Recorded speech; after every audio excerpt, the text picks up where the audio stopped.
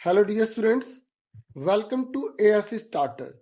चाहे आप English medium हो, हिंदी मीडियम हो, अगर आप क्लास 9th में चाहे प्राइवेट स्कूल में पढ़ते हैं, गवर्नमेंट स्कूल में पढ़ते हैं, तो आपके एग्जाम में केस स्टडी से रिलेटेड कुछ क्वेश्चन आते हैं।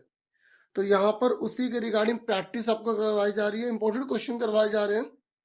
तो यहाँ पर जो दिल्ली गवर्नमेंट है उसकी तरफ से डीओई जो है, डायरेक्टर ऑफ एजुकेशन, उनकी तरफ से सपोर्टिव मटेरियल इशू किए जाते हैं, उसमें से क्वेश्चन लिए जा रहे हैं। तो यहाँ पर आप पहला क्वेश्चन देख रहे हैं, ये आप क्वेश्चन पढ़ सकते हैं हिंदी में और यहाँ पर आप पढ़ सकते हैं इंग्लिश में। तो यहाँ पर हम 3-4 क्वेश्चन करेंगे सपोर्टिंग मटेरियल से जो केस स्टडी से जुड़े हुए हैं। तो यहाँ पर इसने बोला है आप क्वेश्चन पढ़ सकते हैं, ठीक है, मैं आपको यहाँ पे बता भी रहा हूँ। और यहाँ बोला गया कि एक आपको ट्रायंगुलर इस तरीके का फील्ड दे रखा है, ठीक है। देखो ऐसे केस स्टडी में आएंगे, फिर ये आपको इनके आंसर देने हैं। तो इस तरीके से 1 मार्क्स का 1 हो जाएगा और आपको फुल मार्क्स मिल जाएंगे।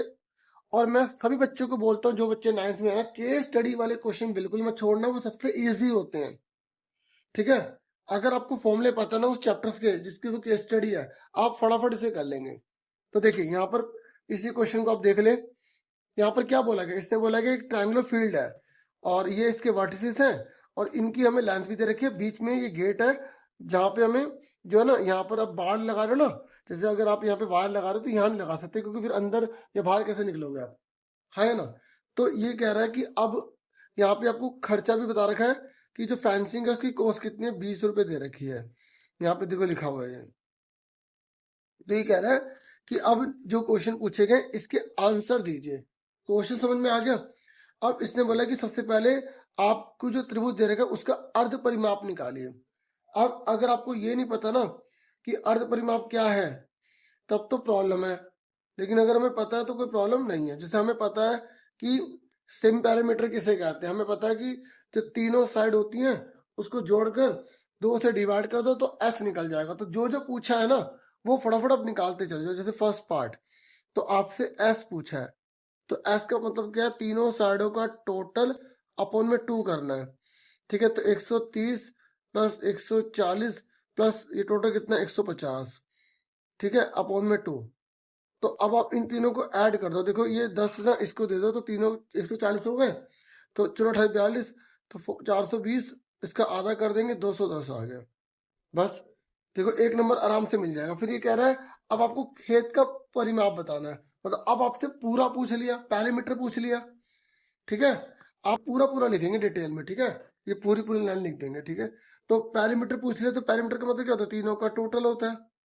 तो तीनों का टोटल कर देंगे बस, 130 140। अच्छा यूनिट जरूर लिखना, क्योंकि कई बच्चे ना यूनिट नहीं लिखते तो मार्क्स कट जाते हैं।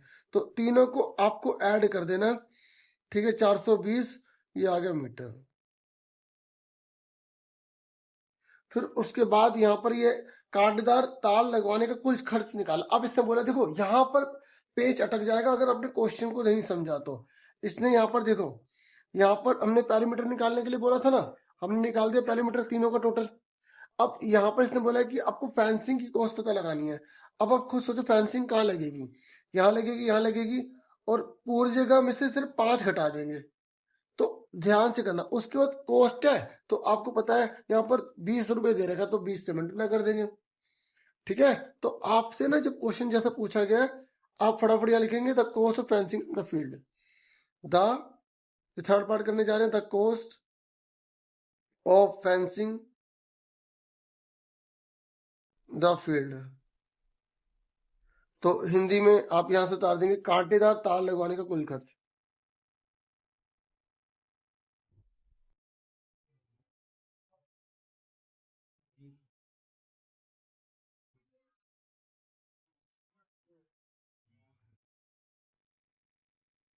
तो क्या फॉर्मूला होगा, देखो आपको 20 से मल्टीप्लाई करना है, क्योंकि आपको ज्यादा लिखना नहीं, मतलब मेन मेन जो जरूरी है वो सब लिखना है। 20 रुपए से मल्टीप्लाई करेंगे पैरामीटर को, ठीक है। तो पैरामीटर क्या है, 130 150 140। तो आप लिखोगे 130 प्लस 140 प्लस 150, लेकिन माइनस कर देंगे 5। क्यों माइनस कर रहे हैं, क्योंकि हम यहाँ पर फेंसिंग नहीं करनी, क्योंकि ये गेट है। यहाँ पर हमें बोला हुआ दिखा है 5 मीटर स्थान पर फाटक के लिए छोड़ते हुए चारों तरफ बाढ़ लगाना है। क्वेश्चन में लिखा है बाढ़ कहाँ लगानी है। हम ना अगर क्वेश्चन ही नहीं पढ़ेंगे तो फिर नहीं कर पाएंगे, ठीक है, समझ में आ गई। यहाँ पे आपको अच्छे से लिखा है ना कि आपको यहाँ पर 5 मीटर को जो है लीव कर देना है। ठीक है, तो हमने 5 हटा देना। अब हमें पता है कि टोटल करने पे कितना आ रहा था, हमें पता है कि 420 आ रहा था। 5 और कम कर दो, कितने बचे? 415। हाँ या ना? तो देखो मैंने कहा था ना केस स्टडी इजी है, बस 0 को 0, 2 5 जा 10, 2 1 जा 2 3, 2 4 जा 8, तो इतना जो है रुपए आ गया। अब ये हम लिख देंगे रुपीज में।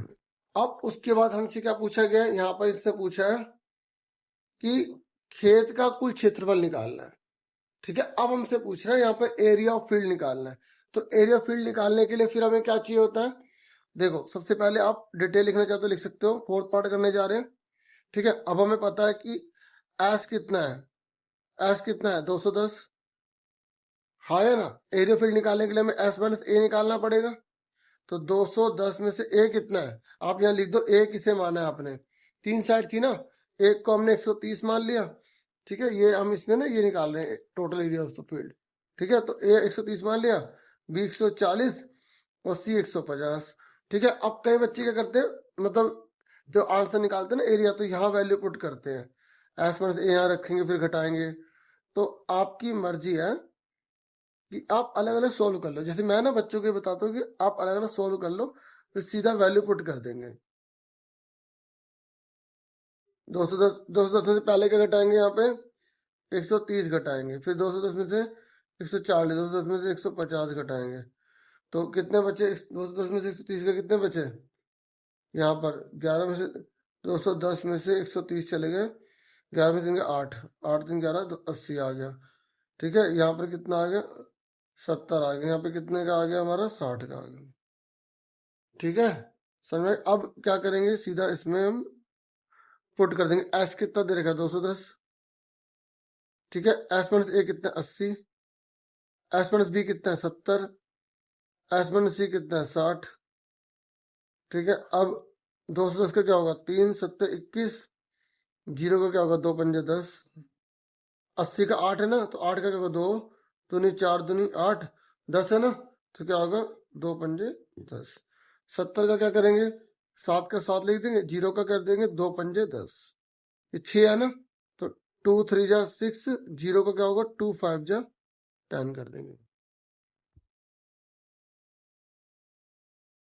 ठीक है, अब देखो यहाँ पर 3 कितने हैं? यहाँ पर 3 1 है और 2 है, तो एक बाहर आ गया। ठीक है, ऐसे यहाँ पर 7 देखो, 1 2, तो एक 7 बाहर आ गया। ठीक है, 2 कितने हैं? 1 2 3 4 5 6 7 8, तो 4 2 बाहर आ गए।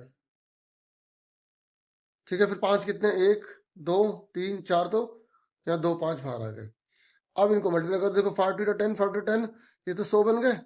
ठीक है, 3 7 21, या 2 दिन 4 4 3 12, 12 7 84, 84 और 2 जीरो हमने यहाँ लगा दी। ठीक है, तो ये हमारा आ गया सेंटीमीटर की पावर 2। मीटर है तो मीटर लिख देंगे। ठीक है, मीटर है ना, तो मीटर लिख देंगे। ठीक है, देखो मैंने खुद मल्टीप्लाई को करके देखा कि मैं कैसे इसे सोल्व करके लिखता हूँ। ठीक है, समझ में आ गई? तो मैंने सीधा मल्टीप्लाई करके मतलब वीडियो को रोक कर ऐसा नहीं करा, आपको समझाने के लिए कि आप अच्छे से सीख पाओ। अब एक क्वेश्चन हम ये ले रहे हैं, 19 ले रहे हैं। ठीक है, यहाँ पर देखो, इसने बोला एक युवा लड़की जूही को एक गोलाकार नारियल मिला। ठीक है, और जूही ने नारियल का पानी पिया और अपनी क्रिएटिविटी की वजह से उसने इसका यूज करा और उसको फिर सजाकर भेज दिया। ठीक है, ये आप इंग्लिश में पढ़ सकते हैं। ठीक है, क्योंकि देखो अंडरस्टैंडिंग आप किसी भी एक लैंग्वेज में सुन सकते हैं। ठीक है, तो यहाँ पर इसने बोला कि जो कोकोनट है उसकी जो रेडियस है वो 2.1 है, और उसकी ये अगर थिकनेस को जो है ना नेग्लिजिबल मान लो। ठीक है, और उसी के बराबर रेडियस को वही लो जो है। तो यहाँ पर इसने बोला है, क्वेश्चन जो पूछा उसके अकॉर्डिंग कह रहा है आपको स्पेरिकल जो कोकोनट है उसका सर्फेस एरिया निकालना है। देखो कितना आसान है, अगर आपको फॉर्मूला आता है, वैल्यू पुट करनी आती है तो आप आराम से कर लोगे। पहला पार्ट करते हैं ना। ठीक है, देखो इसने बोला हिंदी में कि गोलाकार नारियल का प्रतिशत निकालना है, और हमें जो दे रखा है पहले वो लिख लो। ठीक है, हमें ये बोला है कि गोलाकार है, तो जो चीज बोले वो फिगर बना लो, बना ली। तो हमें ये दे रखा है इसकी रेडियस कितनी है? रेडियस है 2.1, तो रेडियस कितनी है? 2.1। तो रेडियस ऑफ स्पेयर कितनी है? 2.1 सेंटीमीटर। ठीक है, तो हिंदी में यहाँ पर गोला, गोले की त्रिज्या, ठीक है, हमें गोले की जो त्रिज्या है वो 2.1 दे रखी है, हाँ या ना। अब इसने बोला क्या? इसने बोला है कि पहला क्वेश्चन कि गोले का पृष्ठीय क्षेत्रफल निकालना है, तो क्या मुश्किल है बताओ। तो इंग्लिश में क्या बोला है इसने? इंग्लिश में बोला है यहाँ पर the surface area of the spherical coconut. Surface, देखो मैं सपोर्टिंग से इसलिए करवा रहा हूँ क्योंकि कई क्वेश्चन जो केस स्टडी के है ना, इसी में से रिपीट हुए हैं, तो मैं वो करवा रहा हूँ जो अभी तक आए नहीं है। ठीक है, तो जो पहले वाला क्वेश्चन है वो तो कई बार रिपीट हुआ, इसलिए मुझे इसे करवाना पड़ा। ठीक है, तो surface area of the spherical coconut क्या फॉर्मूला होगा बताओ? इसका सरफेस एरिया का फॉर्मूला क्या होता है? 4πr² होता है। ठीक है, हिंदी में देखो मैं ये लिख दूंगा, ये चीज गोलाकार नली का पृष्ठीय क्षेत्रफल। ठीक है, क्या लिख देता हूं? गोलाकार नारियल का पृष्ठीय क्षेत्र। देखो सारा क्वेश्चन में से लिखा है, बस आपको उसका फॉर्मूला लगाना है इसमें। ये चैप्टर बहुत इजी है, इस चैप्टर को मत छोड़ना, फॉर्मूले लर्न कर लो, पुट करना आना चाहिए बस। ठीक है, तो अब देखो 4 पाई की वैल्यू कितनी है? 22/7। आर कितना है? 2.1, तो आर को 2 बार लिख देंगे क्योंकि पावर 2 लगी है। अब देखो पॉइंट हट गया, नीचे 10 चला गया, पॉइंट हट गया, नीचे 10 चला गया, तो 4 मल्टीप्लाई 22 मल्टीप्लाई में 21 मल्टीप्लाई में 21 अपॉन में 7 मल्टीप्लाई में 10 मल्टीप्लाई में 10। अब इसको सॉल्व करो, किससे कटेगा? देखो 7 3 21 हो गया। ठीक है, अब ये जो 10 है ना, ऐसे काटा मत करो क्योंकि 2 के बाद सीधा पॉइंट लग जाएगा।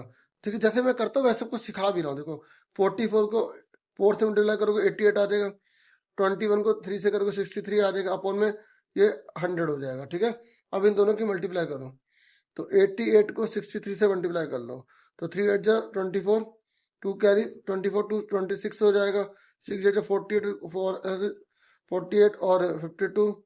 ठीक है, तो 4 और 4 यहाँ पर आ जाएगा 5, यहाँ 5, तो ये 55.44 होगा क्योंकि 2 के पॉइंट लग गया। ठीक है, देखो 1 2 के पॉइंट लग गया, तो ये क्या सेंटीमीटर, सेंटीमीटर लिख देंगे, मीटर तो मीटर, सेंटीमीटर स्क्वायर लिखो या स्क्वायर सेंटीमीटर लिखो, बात एक ही है। ठीक है, क्योंकि कैलकुलेशन मेन होती है। अब देखो नेक्स्ट क्या है, ये कह रहे यदि जूही केवल आधा नारियल की सजा पा रही है, सिर्फ आधा नारियल, तो कागज का क्षेत्रफल निकालो। तो अब आपको खुद सोचना है कि जो कागज है ना, कागज का क्षेत्रफल निकालना है। अब आप बताओ जो कागज है वो कहाँ लग रहा है, क्योंकि केस स्टडी है ना, तो आधे नारियल को ने सजाया तो कागज यहीं तो लगेगा, इसके ऊपर तो लगेगा नहीं, बंद तो करेंगे नहीं, क्योंकि फिर खाली कैसे रहेगा, उससे आने का फायदा ही क्या है। ठीक है, तो एरिया ऑफ क्या निकालना है? पेपर निकालना है। तो ये जो एरिया ऑफ पेपर है, इसका मतलब क्या होगा? CSC ऑफ हेमिस्फीयर, आपको ब्रैकेट में लिख देना, नहीं लिखोगे तब भी कोई दिक्कत नहीं है। ठीक है, अर्धगोले का वक्र क्षेत्र, अर्धगोले का वक्र पृष्ठीय क्षेत्र, वक्र पृष्ठीय क्षेत्रफल क्या होता है फॉर्मूला? 2πr² होता है। यानी कि जो हमने इसका आंसर निकाला है उसका आधा कर देंगे, क्यों? क्योंकि देखो पूरे का 4πr² है, तो आधे का 2πr² तो हुआ। बस आप फॉर्मेलिटी के लिए लिख देना ऐसे करके। ठीक है, फॉर्मेलिटी के लिए आप ये लिख देना कि ये है आर कितना है, आर वही रहेगा 2.1 2.1। ठीक है, ठीक है ना, क्योंकि देखो सेम चीज है, हाँ है ना। तो हम क्या करेंगे, 55.44 यहाँ लिख देंगे, 55.44 अपॉन में 2 लगा देंगे। क्यों? क्योंकि यहाँ पे 4 लिखा था, ये पूरा है, ये आधा है, तो आधे तो होगा। अब इसको काट दो, 2 2 जा 4, 1 इसे दे देंगे, 2 7 जा 14, 2 7 जा 14। ठीक है, और 2 2 जा 4, तो ये हमारा आ गया सेंटीमीटर की पावर 2। ठीक है, अब एक बार चेक कर लो कहीं से मीटर वगैरह में तो नहीं बोला। ठीक है, कई बार हमसे बोल देता है इसे मीटर में निकालो, अगर मीटर में बोलेगा तो 2 बार 100 से भाग कर देंगे, 2 बार करना पड़ेगा। ठीक है, अब देखो यहाँ बोला कि अगर नाले सजाने में 5 रुपए लगते हैं, तो नाले सजाने के लिए कितने रुपए लगेंगे। तो हमें यहाँ पर कहीं मीटर वगैरह बोला नहीं है। ठीक है, तो हमें कोई करने की जरूरत भी नहीं है। अब इसने बोला है कि कोस्ट निकालनी है। ठीक है, तो यहाँ निकालने किसकी कोस्ट निकालनी है? सजाने की कोस्ट। तो सिंपल लिखेंगे, ज्यादा डिटेल जरूरत नहीं है, आप लिखोगे cost of detail, cost of decoration, decoration, ठीक है, सजाने की लागत, सजाने की लागत। तो हमने कितना एरिया पाया, 2772, ठीक है, मल्टीप्लाई कर देंगे, कितने रुपए का, 5 रुपए ले रहा है वो, तो 5 से मल्टीप्लाई कर देंगे, ठीक है। तो 5 से मल्टीप्लाई कर दो, 5 टू 10, 5 35, 36 हो जाएगा, ठीक है। और तो सॉल्व करेंगे तो यहाँ पर 138, ठीक है, 0.6 लग गया। अब एक बात नोटिस करने वाली है यहाँ पर, पता है क्या, यहाँ पर इसने आधा नारियल कहीं नहीं लिखा, इसने नारियल लिखा है, तो ये मान के चलेंगे वो पूरे नारियल को सजाने की बात कर रहे हैं, तो यहाँ पे आपको 2 से मल्टीप्लाई भी कर देना है इसको, ठीक है। या आप क्या कर सकते थे, आपने जो निकाला इसको 5 से मल्टीप्लाई कर देना, ठीक है। तो हम क्या कर रहे हैं, हमने आधे नारियल को पहले करा, क्योंकि हम मान के चलते पूरा नारियल, क्योंकि क्वेश्चन में यहाँ पे नारियल लिखा है ना, तो हम इसको 2 से मल्टीप्लाई कर रहे हैं, ठीक है। तो हम इसको जब 2 से मल्टीप्लाई कर देंगे तो 277.2, ठीक है, 0 रुपीस में आ जाएगा, ठीक है। अब आगे क्या बोले, ये जूही द्वारा पिए नारियल पानी का आयतन निकालिए, अब हमें वॉल्यूम निकालना है, तो नारियल का आयतन, नारियल का आयतन, तो वॉल्यूम ऑफ कोकोनट। तो अब मुझे बताओ, जो ये गोलाकार है, ठीक है, वॉल्यूम ऑफ स्फीयर है, तो अब आप बताओ वॉल्यूम ऑफ स्फीयर का फॉर्मूला क्या होता है, 4/3 पाई आर क्यूब होता है, 4/3 पाई की वैल्यू कितनी है, 22/7, आर कितना है 2.1 मल्टीप्लाई 2.1 मल्टीप्लाई 2.1। अब सॉल्व करते देखो, 7 3 जो 21 होगा, 0.3 आ गया, ठीक है, और इसे काटो 3 से 0.1, अब ऊपर क्या बच रहा है, 4 मल्टीप्लाई 22 मल्टीप्लाई 0.1 मल्टीप्लाई 2.1 मल्टीप्लाई 2.1,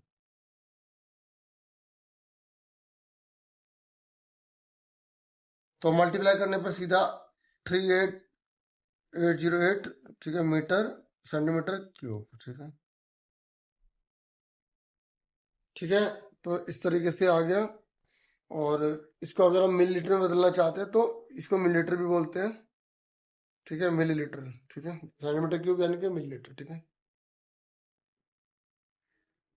तो ये आपको समझ में आओगी केस स्टडी, और अब हम केस स्टडी यहाँ पर एक और ले लेते हैं, फिर आपसे मिलेंगे नेक्स्ट वीडियो में, ठीक है।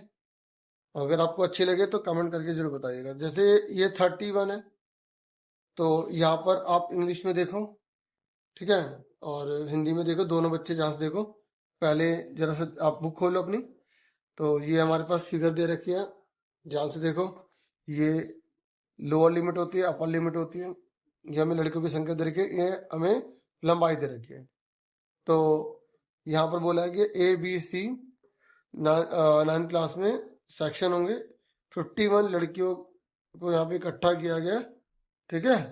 तो अब उनका डाटा हाइट के हिसाब से लिख दिया गया, तो ये कह रहा है अब इन क्वेश्चंस के आंसर दीजिए, ठीक है। तो आप ध्यान से पढ़िए, आराम से पढ़िए, ठीक है, पहले आप खुद कीजिए फिर मैच कर ले, ऐसे कर लेना, ठीक है। और ये कह रहा है सबसे अधिक बारंबारता वाला अंतराल कौन सा है, बताओ सबसे ज्यादा नंबर किस यहाँ पर इंटरवल में है। आप यहाँ पर देखिए, कह रहा है कि right the class interval with highest frequency, ये आपको दे रखे हैं, आपसे बोला हाईएस्ट कौन सा है इसमें से, तो आप देखो ये 18 सबसे बड़ा है ना, तो 18 किस में आ रहा है, इस वाले इंटरवल में आ रहा है।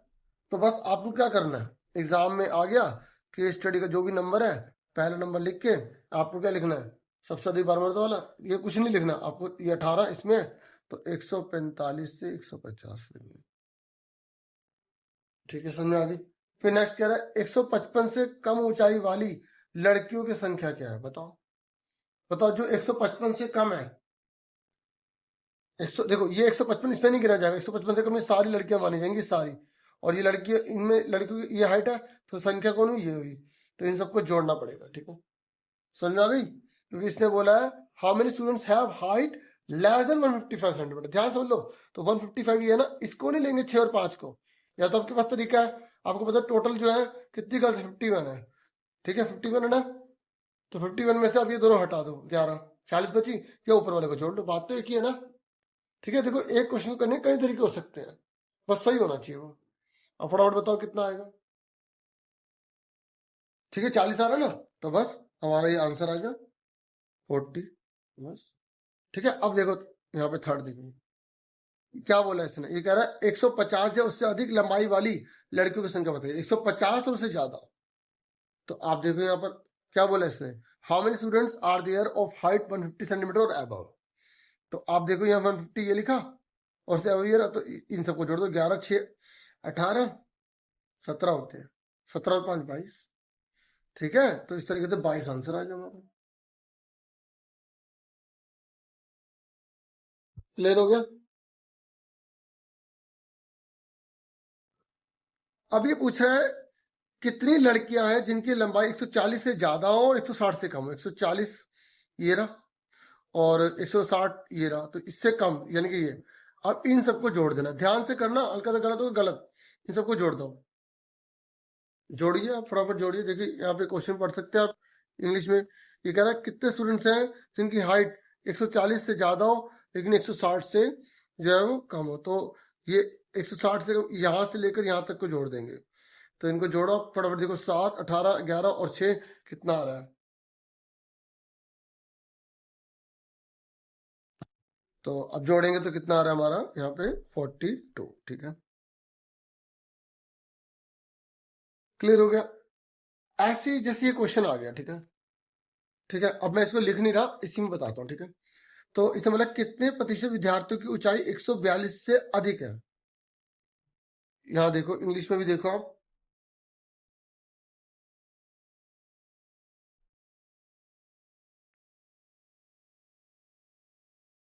ये है ना, देखो बना हुआ है और इसने पहला बोला है what is the percentage of total students whose height is more than 142 centimetre. Percentage पूछ रहा है, तो यहाँ पर आपको थोड़ा स्टडी करनी पड़ेगी। यहाँ लिखा हाइट, ठीक है ना। अब इसे पूछा गया है कितने प्रतिशत विद्यार्थियों की ऊंचाई 142 से ज्यादा है, और यहाँ पे स्टूडेंट्स है, तो 142 से ज्यादा, ठीक है हाइट। तो ये 142 है, ये 142 से ज्यादा ना, तो कितने हो गए 10 20 और 15, कितने हो गए 20 30 40 45 45 हो गए। और बच्चे टोटल कितने हैं 50। इसने बोला कितने परसेंट, तो परसेंट कैसे निकालते हैं पता है आपको। देखो हम कर रहे हैं ये नेक्स्ट क्वेश्चन कर रहे हैं, तो 45 बटे में 50 गुणा में 100। अगर परसेंटेज निकाल लिया तो टोटल नीचे जितने उसको ऊपर मल्टीप्लाई में 100 लिखेंगे। पैसे तो साफ पता लगा 90 आ रहा है, कर लेते हैं फिर भी। 50 दूनी 100, 45 दूनी 90 आ गया, तो 90% आ गया। ठीक है, तो ऐसे आपको सारा करना। अगला बोला देखो इसमें परसेंटेज में बोला, अब बच्चे कैसे करेंगे, बच्चे क्या कर देंगे 20 30 40 45 लिख देंगे। वैसे मैं करवाने वाला नहीं था, मैंने देखा रही तो परसेंटेज में इसे करवाना बनता है।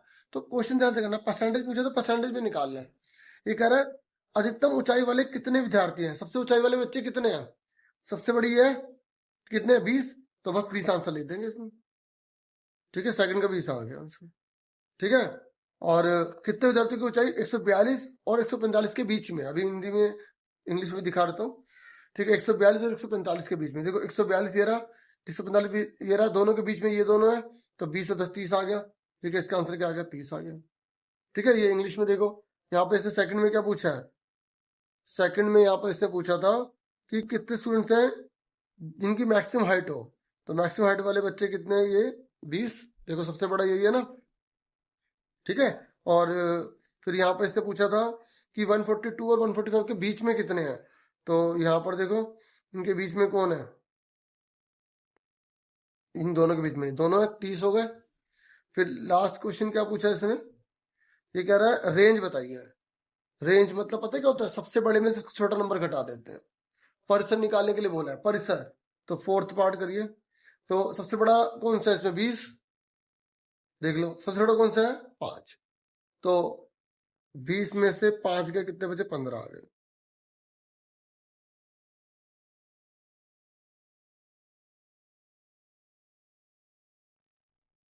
ठीक है, तो इस तरीके से ये मैंने आपको सारा का सारा यहाँ करवा दिया है।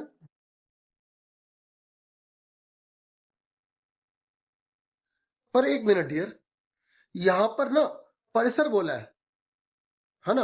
आप क्वेश्चन में देखो, इंग्लिश में हमसे रेंज बोला है, तो डियर हमें ये तो बोला ही नहीं कि रेंज हमें निकालनी किसकी है, हमें किसकी रेंज निकालनी है।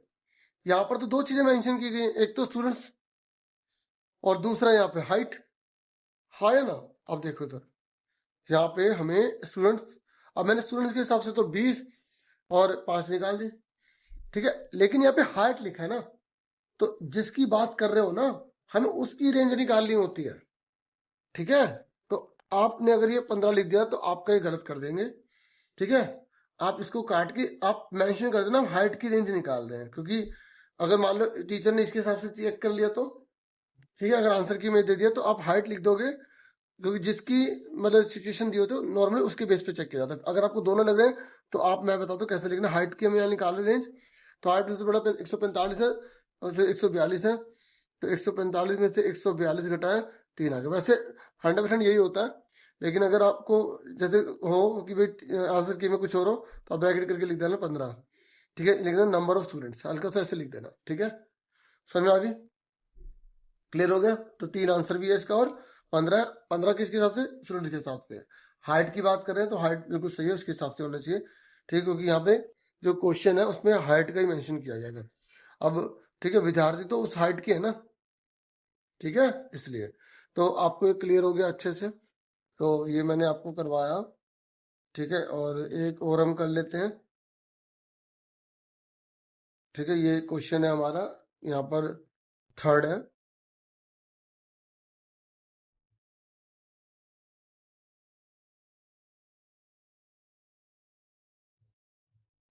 देखिए ये हिंदी मीडियम में हो गया, ये तीसरा है ना, आप ध्यान से देखो, और ये इंग्लिश मीडियम में हो गया। अगर आपके पास बुक अवेलेबल है तो आप ओपन कर लो, ठीक है। ये देखो, अब इसने बोला क्या है, यहां बोला है इसने कि देखिए कोविड-19 है, डोर डोर सर्वे किया गया, और जो है इस प्रकार से दे रखा है, और उमा है, एज नोट की गई, ये डाटा है। ये कह रहा है जो एफ है वो फ़ारेनहाइट है, सी जो है सेल्सियस है, लीनियर इक्वेशन आपको बना के यहाँ दे रखी है। तो ये कह रहा है अगर एफ की वैल्यू इतनी है उमा की, तो उसका टेम्परेचर सी में बताइए सेल्सियस में कितना होगा। ऐसे ऐसे क्वेश्चन दे रखे हैं, ठीक है। तो ऐसा कोई भी क्वेश्चन है ना, ये आपको पुटिंग करने वाला है, लीनियर इक्वेशन है ना, बिल्कुल वैसी आप बहुत आराम से इसे कर पाएंगे, ठीक है। ये तो सिर्फ फॉर्मेलिटीज के लिए चीजें दी होती हैं, करना हमें वही है जो हमें दे रखा है, ठीक है। तो आप ऐसा कोई भी क्वेश्चन देखो, आपको यहाँ पे लीनियर इक्वेशन ढूंढने कौन सी है, ये लिखा है ना, ये है लीनियर इक्वेशन। आपको सर हमने जो लीनियर इक्वेशन पढ़ी है वो तो एक्स और वाई में होती है, यही तो हमारे दिमाग में एक्स वाई ही रखा हुआ है, तो फिर हम दूसरा आता तो कर नहीं पाते। तो क्या हुआ, एक्स वाई की जगह सी एफ लिखा होगा तो क्या हुआ, ठीक है। ए से लेकर जेड तक कुछ भी लिख सकते हैं, लिख दिया। अब पहला इसने क्या बोला, देखो पहला पार्ट करने जा रहे हैं। इसने बोला अगर एफ की वैल्यू 97.7 है, एफ की वैल्यू कितनी है, देखो यहाँ पे इंग्लिश में, ये देखो एफ की वैल्यू कितनी है 97.7, ठीक है। तो एफ की वैल्यू कितनी है 97.7 डिग्री। तो आपसे पूछ रहे सी निकालो, देखो सी निकालो, तो हो सकता है कि आपके एग्जाम में कोई नया क्वेश्चन आ जाए, आपने जो पास्ट एक्सपीरियंस है ना उसके बेस से कर देना है, और अगर आपको 2 तरीके लग रहे हैं ना, दोनों तरीके से कर दो, जो तरीका से हो उसके नंबर मिल जाएंगे, ठीक है। अब तो हमें पता ही कैसे करना है, एफ की वैल्यू इतनी दे रखी है, या पुट करेंगे तो सी निकल जाएगा, तो सी निकाल दो, या नाव लिख दो, हिंदी में अब लिख दो, ठीक है। तो 5 की जगह 5 लिख दिया, 97.7 माइनस 160 अपॉन में कितना है, यहाँ पे 9 दे रखा है, तो 9 लिख दिया, ठीक है। अब इनको मल्टीप्लाई करके 160 घटा के 9 से डिवाइड कर देंगे, बस कैलकुलेशन इसमें टाइम लग जाता है, ठीक है। तो इसको ऐसे मल्टीप्लाई करेंगे ना, तो 488.5 माइनस 160 अपॉन में 9, अब इसमें से घटा दो, कितना आ गया 328.5। आप 9 से डिवाइड कर दो। ठीक है, देखो डिवाइड करोगे तो फिर आपका जो आंसर है वो आ जाएगा यहाँ पर 36.5। देखो 9 से 27, फिर आगे ऐसे कैरी करोगे ना आप आराम से कर लोगे। ठीक है, मुश्किल नहीं है, ये आ गया आपका आंसर। कैलकुलेशन अगर नहीं आया ना फिर क्वेश्चन जरा हैवी हो जाएगा। ठीक है, तो अब इसके बाद ये सेकंड है, यहाँ पे से मतलब अब हमें तापमान अगर इतना दे रखा है तो इसे आप में निकालिए। देखिए क्या मुश्किल है, सेकंड क्वेश्चन में हमें क्या करते हैं, सी दे दिया 37 डिग्री सेल्सियस, सी दे दिया। अब आपसे एफ पूछ रहा है, और कहां से लाएगा वो क्वेश्चन। जैसे एक्स वाई था ना, एक्स दे दे तो वाई पूछ ले, वाई दे दे तो एक्स पूछ ले। यहाँ पे सी देगा तो एफ पूछेगा, एफ देगा तो सी पूछेगा। अब इस इक्वेशन को आप यहाँ पे लिख लो दोबारा से। अब देखो सी की वैल्यू कितनी है 37, तो आपने 37 लिख दिया इक्वल टू, बराबर में बाकी सारा सेम बता देंगे, 5f माइनस 160 बटे में 9। अब क्या करेंगे, क्रॉस मल्टीप्लाई। अब 37 को 9 से मल्टीप्लाई कर लो, 37 को 9 से मल्टीप्लाई कर दो। जब हम 37 को, ठीक है, 9 से मल्टीप्लाई करेंगे तो कितना आ जाएगा। ठीक है, 63 का 3 ऊपर 6 कैरी 27 और 33, तो ये आ गया। ठीक है, तो यहाँ पे इसको उधर ले गए थे इक्वल टू में, क्योंकि अब हमें लिखना पड़ेगा ना, इसको उधर लेगा, इसको ऐसे 5f माइनस 160, तो बराबर में वही लिख दो 5f माइनस 160। अब माइनस 160 को उधर ले जाएंगे तो क्या हो जाएगा। देखो एग्जाम में ऐसे लाइन डाल के मत करना, पीछे करना शीट पे। ठीक है, नहीं तो रफ हो जाता है। इसको उधर ले जाएंगे, पर मैं यहाँ पे कर रहा हूँ 103 है, इसमें 160 जोड़ेंगे, बराबर में क्या है 5f। ठीक है, इसमें हम क्या जोड़ देंगे 160 जोड़ देंगे, 493 इज इक्वल टू में 5f, 493 अपॉन में 5 से डिवाइड कर देंगे तो कितना आ जाएगा। अब इसको 5 से डिवाइड करना है।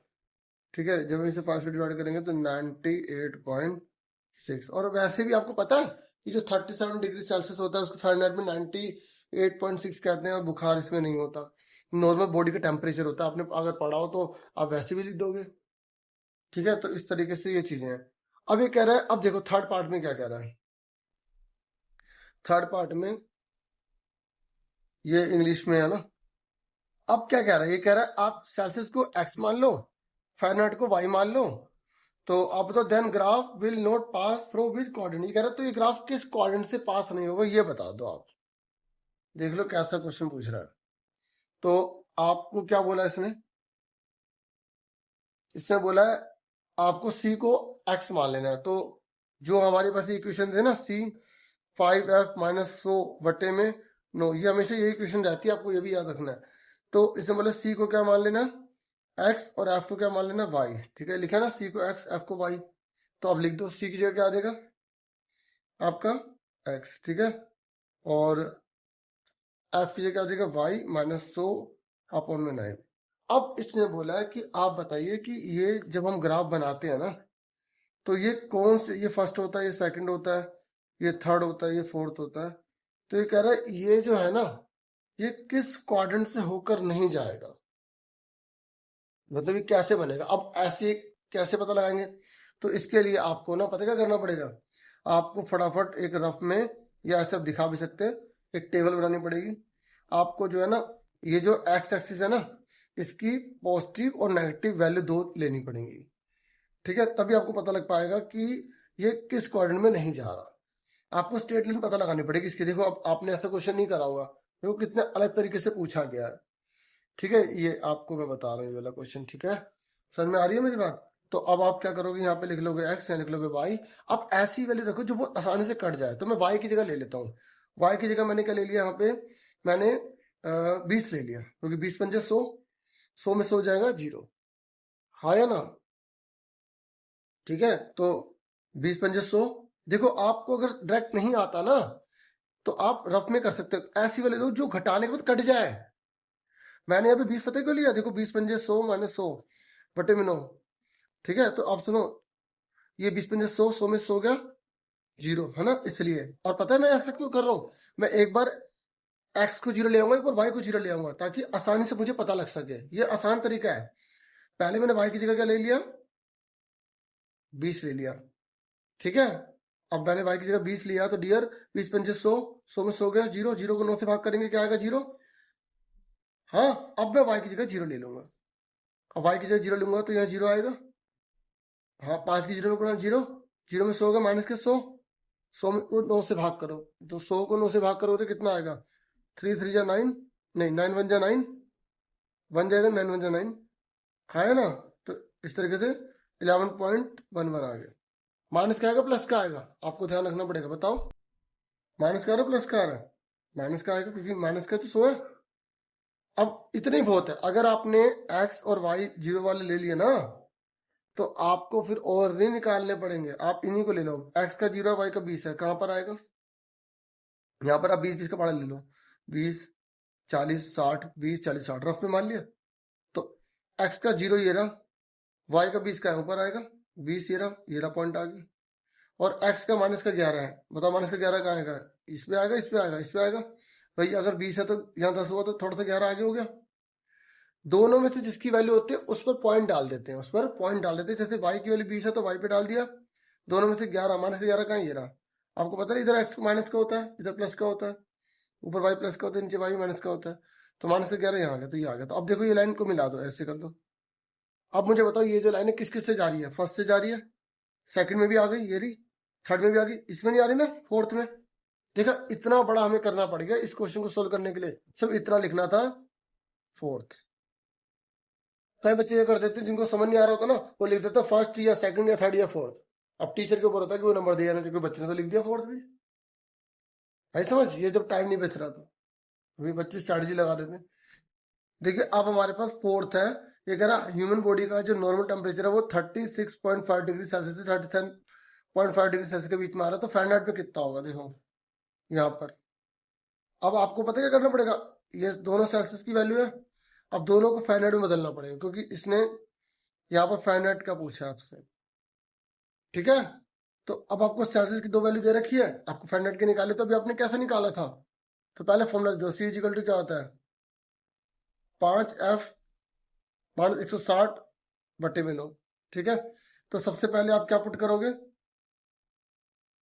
सी की जगह पुट करना है आपको।